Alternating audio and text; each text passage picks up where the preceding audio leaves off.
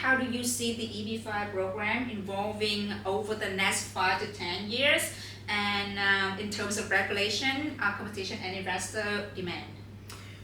Well, in order to project what's happening in the next 5 years, you have to look back to 2022. Congress said very clearly two things. They wanted to increase professionalization of the marketplace. They have done that through higher auditing and integrity measures. And then number two, they said we want to stimulate investment in rural markets. You can check the box there too, because they've given such an advantage to rural projects that now there's an even balance between rural and TEA projects in the marketplace, right? And in certain countries that are experiencing retrogression, meaning a long line, right? Like high utilization companies like China and India, you do see a preference for rural projects. In Vietnam, it's about even still. Vietnamese investors still are looking at targeted employment area projects because they don't want to take the additional potential risk that may come with a rural project, right? They want to make sure that there are going to be a lot of people using the apartments or the hotels that are being launched in a market. And so those things have been done by Congress. The next two things that we are looking at in the next 5 years. Number one, we want to increase more capacity in EB5. That is being looked at by the Trump administration today. The Trump administration says, hey, the gold card concepts will have no limits, where they want to be able to sell as many gold cards as possible. So if that is good to bring in wealthy people to the United States, it is also good for EB5. And so the Trump administration, through executive action, separate and apart from Congress, can change the interpretation of derivatives today to create more capacity in the program. So that is the first effort that we are working on in conjunction with IIUSA, our trade association.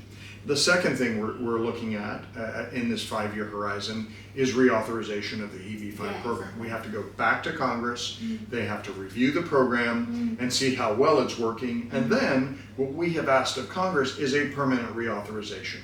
Said, hey, this short-term 5-year authorization, you wanted to see how the reforms of 2022 were looking.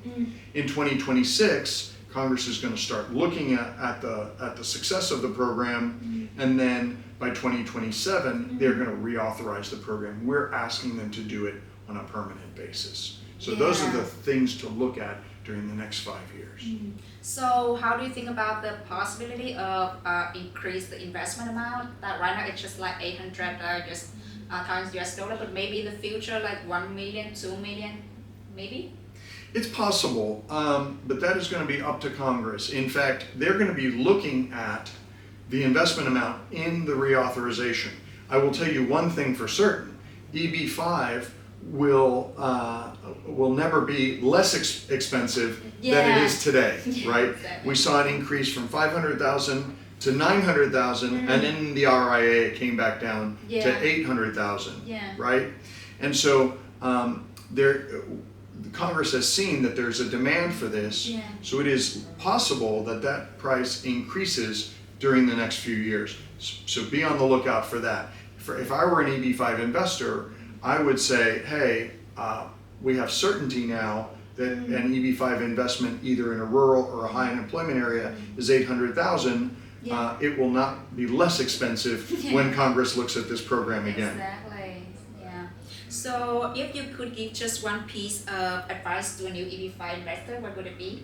Well, I would say that there's a window of opportunity now to look at EB5 investment. If you're a Vietnamese investor, there are plenty of visas available, which is very important in making your investment. And then look carefully, not only at the regional center, but at the project you're going to be investing in. The important window to look at is between today and reauthorization in 2027. Okay, thank you so much for your sharing today. That gives so much useful information for the EB5 investor. So we hope that we can have more chance to discuss with you and share more information about EB5 and up to date, so can get you make decision for this program. Thank you to Globalkey Partners for being such a great ally of ours in Vietnam. Thank you. Thank you.